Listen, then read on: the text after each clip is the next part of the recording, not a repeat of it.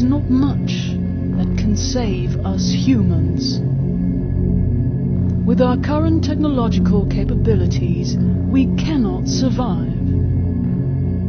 To survive as humans, with our needs and greeds, we need to expand into the universe, beginning with the Moon and Mars.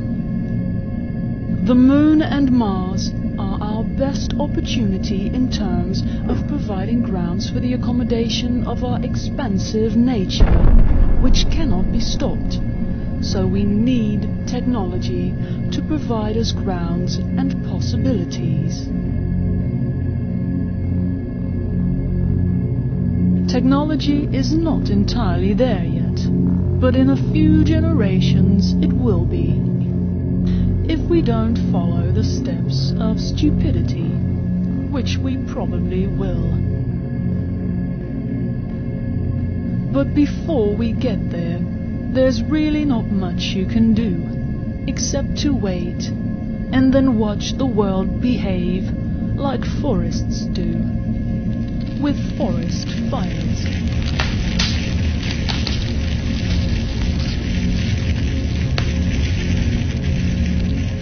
You probably think the necessity of going to the Moon and Mars is not great. Think again. In no more than 6 generations, the limits will be reached, and we need at least 12 generations to have a minimum of infrastructure on the Moon. The Moon and Mars won't be going anywhere anytime soon, so the only thing you can do is stay positive and learn and study for the rest of your life. We can only survive ourselves if we all do this. Only then can we go to the Moon and Mars and beyond. But it will never happen. It will never happen. We are Fubar.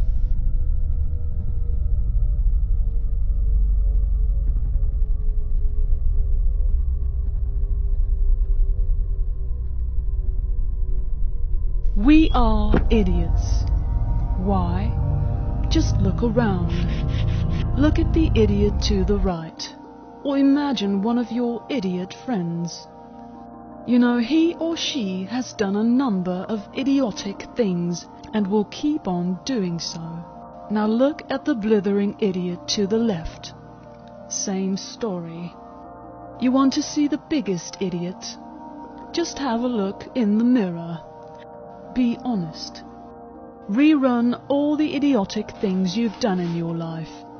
Now count them. In my case, it was approximately 3,738 idiotics in a 40-year lifespan. Now, multiply the number of idiotic things you've done in your life with the number of people living on Earth. That is 7 billion times 3,738 equals 26,166,000,000,000. Now compensate for average lifespan and possibly more than average idiocy of myself, and then you've got an idea of our idiotic nature. Still not convinced we are idiots?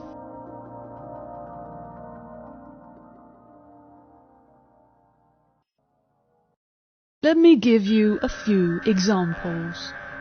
The world's population is rising exponentially. 2 babies per second. And yet we are having more and more babies faster than we can say diaper. We will do anything to protect our children. But we don't think about the world and her inability to feed and house everybody. We are putting our children in a place that is going to explode. but we don't see it. Another example. Our seas have reached exhaustion as a result of extensive fishing, yet we refuse to stop fishing to let the fish population grow back. 70 million sharks are caught every year for their fins, amongst others, and more cooking TV programs learn us how to prepare the most wonderful dishes of the seas, increasing the demand. That our friends the fish are disappearing faster than you can say tuna. In the Second World War, there was an area north of Britain in the sea where Allied ships, including fishing boats, were attacked continuously by German U-boats called wolf packs. As a result, the British government claimed the area a no-go area, which meant nobody, including fishing boats, could enter the area. The area was closed until the end of the war, 3 years later. In those 3 years, the fish population exploded. But will we make our seas a no-go area? Never. Not even if we let current fishermen catch 10% current quota and pay them additionally for patrolling the seas to help catch poachers. Instead of reducing the consumption of, for example, natural gas by wearing an extra sweater or two during winter, we turn our attention to idiot hybrid or electric cars, which are introduced as one of the answers to our global warming problem. Which is a problem, but not caused by humans. Do you see what I mean?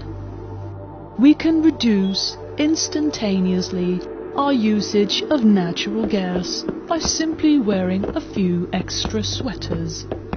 But we don't. We crank up the temperature in our houses during winter to 27 degrees Celsius because we think that is normal. This is an example of how we are our biggest enemies. Let me give you another example. In, for example, Spain, farmers sell their potatoes for 8 cents a kilo.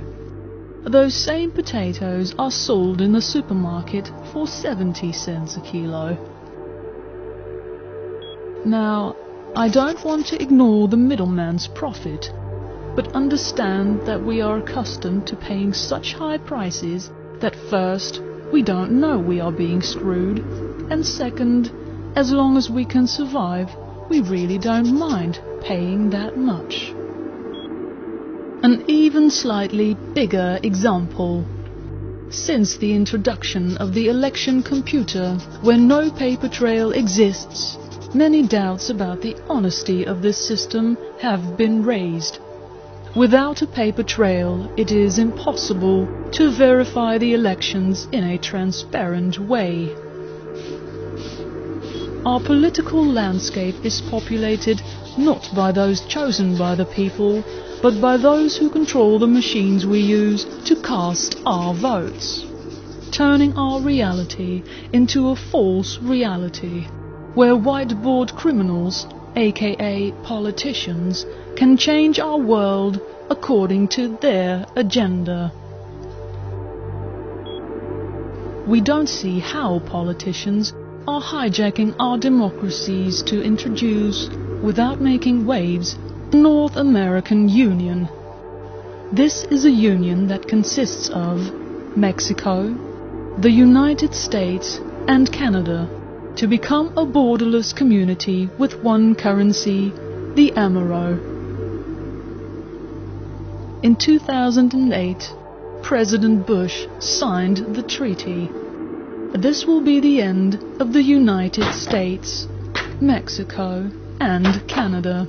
Also the European Union, the African Union, as well as the Asian Union, will eventually be governed by one global council, the New World Order.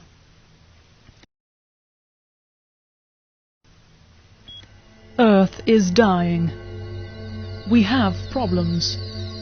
But at the same time, we amplify our problems with short-term and greedy solutions. If we would only be able to think as an individual or a group of like-minded people, we could tackle our problems. But that will never happen.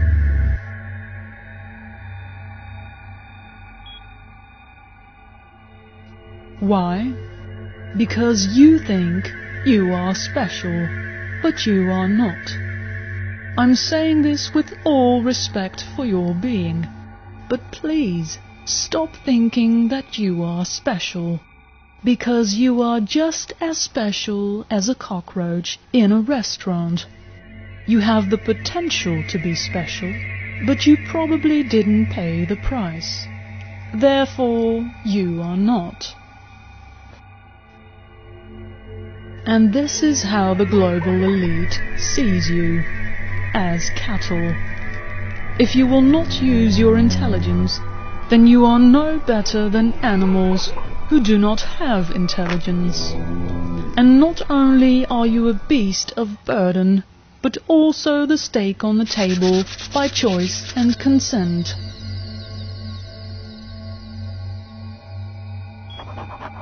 Those who control the economy and governments live in a theoretical world of numbers and documents describing their investments, their debts and credits, their wealth and properties, and through those numbers they change the world to accommodate their necessities. People are numbers with data hanging from their tails, giving the bookkeepers something to hang on to. Remember, the bookkeeper is king. To have a realization of how the world works, you need to study and observe for a lengthy period of time. If you don't study, open your mind for every theory possible, you will never reach the intellectual level that you need to even see a little piece of reality. Remember that what you see is like what you see when you look through a keyhole. It's just a little piece of reality. Reality is not something that occurred just like that. Our reality is one meticulously crafted by powers that rule the world since centuries. If you believe in God, no offense, you believe in an idea that over the millennia has been perfected by the ruling classes. The same thing goes for money, which really only exists because we believe in banks, not because those banks can vouch for the real value of the money owned by the people. And publicists, journalists, most writers and filmmakers provide information while being afraid of the public opinion or their employers, censoring themselves in a way, offering us biased truths. The elite know we are living in the 11th hour, and they know secrets inherited throughout history from the Anunnaki knowledge up until present day, including Sumerian, Greek, Egyptian, Mayan, Hebrew, and Nazi secrets. And those secrets are kept from the public because they know that they will lose their power and influence as soon as the general population learns from them. These groups, also known as the Skull and Bones, Illuminati, or Mason, pick their members very carefully from the children of their members, and carefully give them the knowledge to maintain their influence. They know the truth lies in mathematics and geometry. They know death is near and time is short. And now you know that they know that you don't know what they know. We haven't the foggiest idea.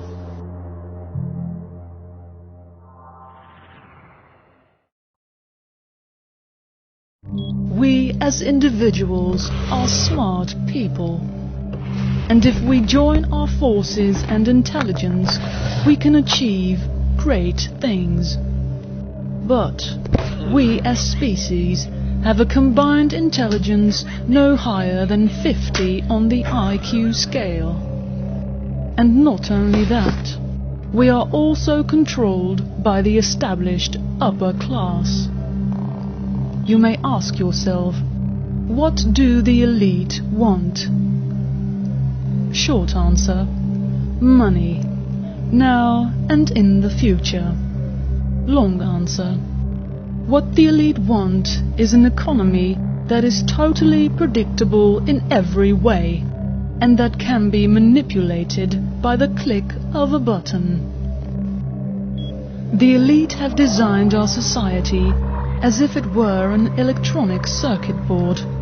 When the output of the board is not satisfactory, the bookkeepers will change the variables in the circuit board, so that in the end, the board always produces profit. For the elite, this is wonderful. For us, catastrophic. How can we survive in our current and future catastrophic world? First, you need to know how you are constantly being targeted, watched, tracked, or attacked. To understand how this is done, I'll give you a small explanation. All data is transported in packets. Each packet has a header and a payload.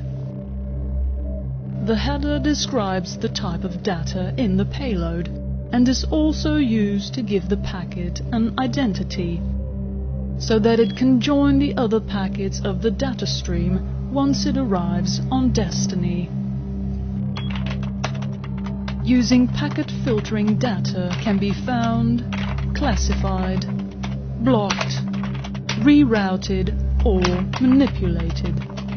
Governments, big companies, and internet criminals use these techniques to steal, infiltrate, censor, profile citizens so that advertisement can be adjusted to the user's needs, and again, profile citizens to monitor their virtual and actual behavior. We, the zombies, must create a new internet, not connected to the current internet, not connected to any server.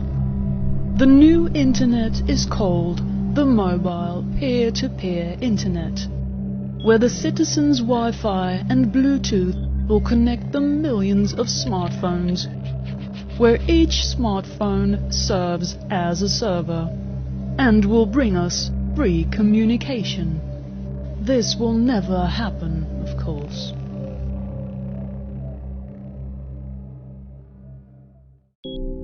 To control us, the upper class keeps the public undisciplined and ignorant of the basic system principles on the one hand, while keeping them confused, disorganized, and distracted with matters of no real importance on the other hand. This is achieved by providing a low-quality program of public education in mathematics, logic, systems design, and economics. The media offers matters of no real importance. They keep you away from the real important issues and offering public entertainment below a 6th grade level. Governments rewrite history and law and subject the public to deviant creations to shift their thinking from personal needs to highly fabricated outside priorities. An example of shifts in the mind of the public is the following story. Right after the 9/11 attacks, there were anthrax attacks by mail throughout the United States of America. These attacks resulted in a national fear so intense that even people in states like Arkansas feared an attack by Al-Qaeda. Remember that the anthrax that was used was possibly anthrax from a US military installation. The FBI, in an ungraceful moment right after 9/11, destroyed the one thing that could prove a link between the anthrax used in the terrorist attacks and the anthrax owned by the military, the Ames anthrax strain, destroying possible links between the attacks and the government. There are many so-called red flags that indicate that the official 9/11 history is false, or that at least something strange is going on. This means that since 9/11 we are possibly living in a world with a false history. We, the zombies, will never know what happened.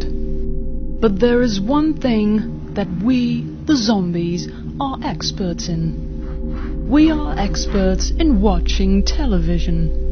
Most of us watch television approximately 4 hours a day. In our television watching careers, we have seen on average a number of approximately 50 controlled demolitions. In other words, we know how a controlled demolition looks like. Like this. Like this. Or like this. This one and this one. And if that's not enough, check this controlled demolition expert. Or this. This.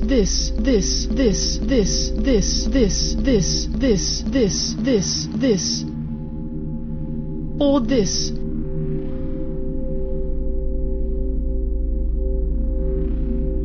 Nothing more to say. Do your own bloody research.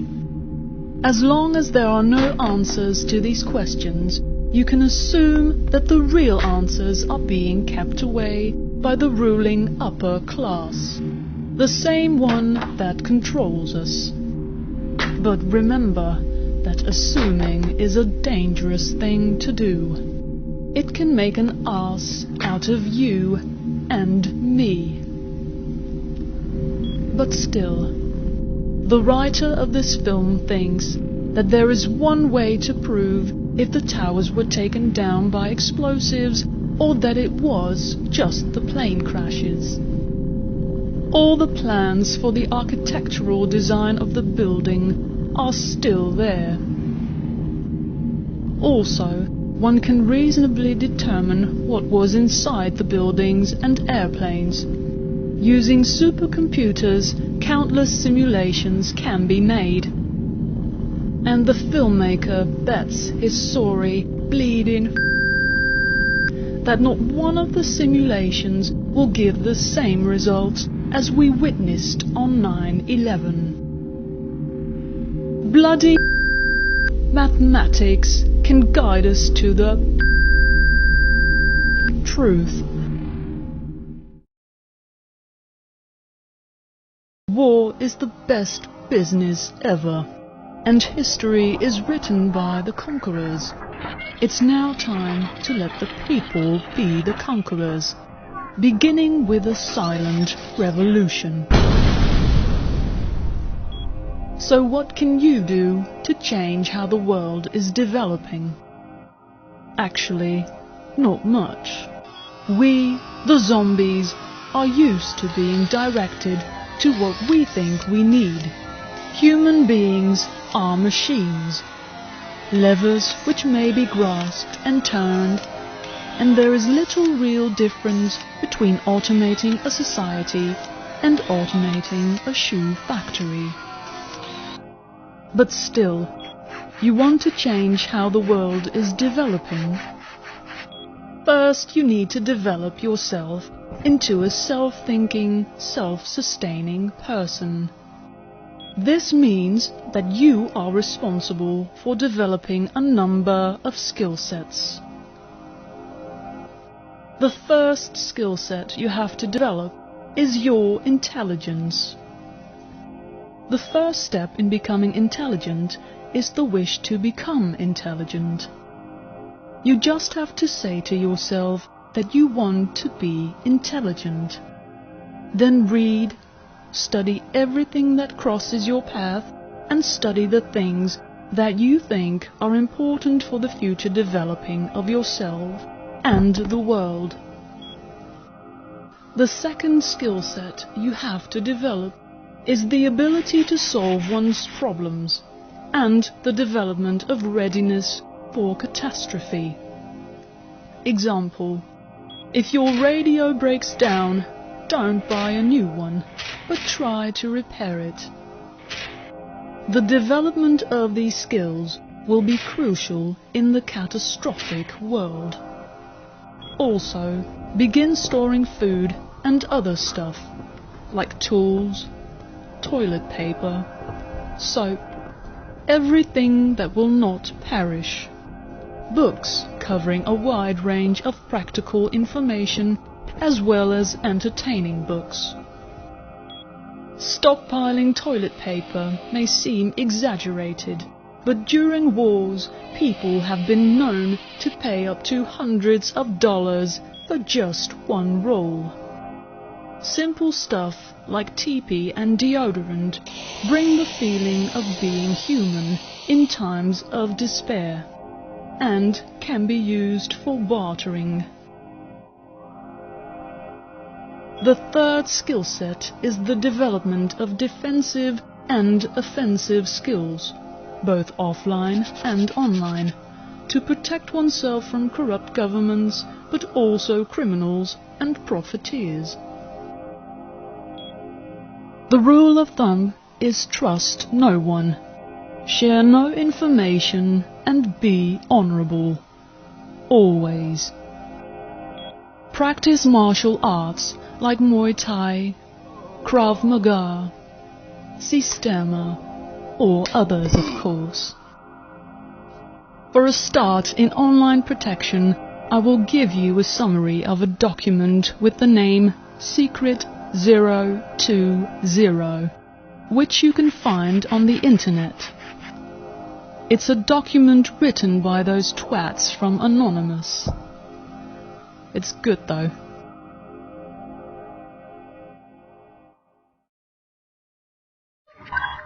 In the future, you probably may want to learn techniques to protect yourself online from authorities and criminals. Your safety depends mainly on two things: protecting yourself from social hacking and technical hacking. Example: suppose you were born in a city called Nerdegrad. A lot of people use the name of the city they were born in as a password. Things like place of birth, date of birth, current address can be easily obtained by hackers simply looking at social media. A hacker will try to use your place of birth to crack your password, so you should only use random generated passwords containing uppercase as well as lowercase characters, and also numbers and other type elements like hyphen, commas, etc. This is necessary in case of a technical attack called brute force attack. This will give the computers of the hacker a hard time decoding it. Remember not to use plain words for passwords. These can be easily hacked with a dictionary attack. You have to realize that authorities and criminals from all over the world won't let any opportunity untouched if it's able to extract information from its citizens. One way of preparing for the catastrophic world is to train yourself in becoming a person with hacking skills. The first step in becoming this is to become totally anonymous. This can be achieved by using a VPN, proxies or Tor, using at least Firefox web browser in private mode, using extra secure layers, or using I2P, anonymous email like Anonymous, and securing and encrypting your computer to the max. I will describe them in a moment. By the way, the best way of communicating anonymously is by not communicating at all. And if you need to practice your hacking skills, hack yourself or friends. Skiddies should stay away from big companies and governments. VPN. A VPN is a virtual private network. It's like a relay station that encrypts your data so that if intercepted, your traffic is unreadable. Use only VPNs that are located in countries with stable democratic legislation, like Iceland or Sweden. But only use commercial VPN and pay them with services that don't leave a trail, like Ucash. Popular money transfer services are never recommended. You must not only encrypt your data, you should also anonymize your computers and the parts that are inside your computer by changing the MAC addresses of the individual parts of your computer. Changing the MAC address is very important because even if your IP address is hidden, you can always be recognized by the MAC addresses in case your computer is taken by authorities. You can hide your MAC addresses by using programs like SMAC or TMAC. For anonymous communication with anonymous Nancys about anonymous idiotics, use IRC SSL port 6697 using vhost. Ignore trolls. Always. You think this is paranoia? Then you are probably not paranoid enough. Remember, everything that can be used against you will be used against you. And everything that can go wrong.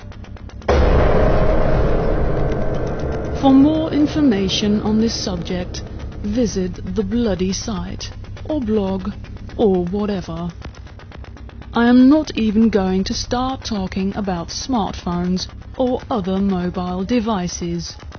Just know one thing. Whenever possible, use a shielded hardline, protect your Wi-Fi, and keep one of those old telephone modems in your possession. Be paranoid. Malicious hackers, criminals, racketeers, pirates and bad governments operate like thieves who want to break in. A good thief always checks the doors of his potential targets before he breaks in. He chooses the door that has the least amount of locks or the easiest locks to pick. This principle also applies to behavior. You will only be noticed if your behavior differs from your normal behavioral pattern. And it is these patterns that have to remain untouched in the new, silent rebellion.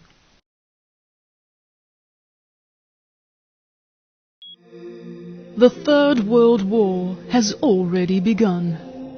Stabilizing our world is impossible because of too much greed and too much population. Evil, as well as good, is inside us, but we don't recognize which is what. The elite, those who control our economy and government, do everything in their power to avoid losing their money and influence. They are protected and helped by corrupt governments all over the world that try to maintain the status of the elite by introducing new cash to uphold businesses what will end in inflation. After the inflation, there will be a lot more creditors, and then, eventually, war will begin, because war is the ultimate way of balancing the account, by killing the creditors and taking their possessions, as it always has been. We refuse to study and don't realize that if we don't change, we will lose our future. We, the zombies, will lose this war in every way, because we refuse to control our appetites, our greed, our procreation. Our world is a world designed to behave like the designers want. Built on mathematics, it directs and redirects us zombies to perform our little monkey dance. We will never go to the moon. This will be the future, and the future is now.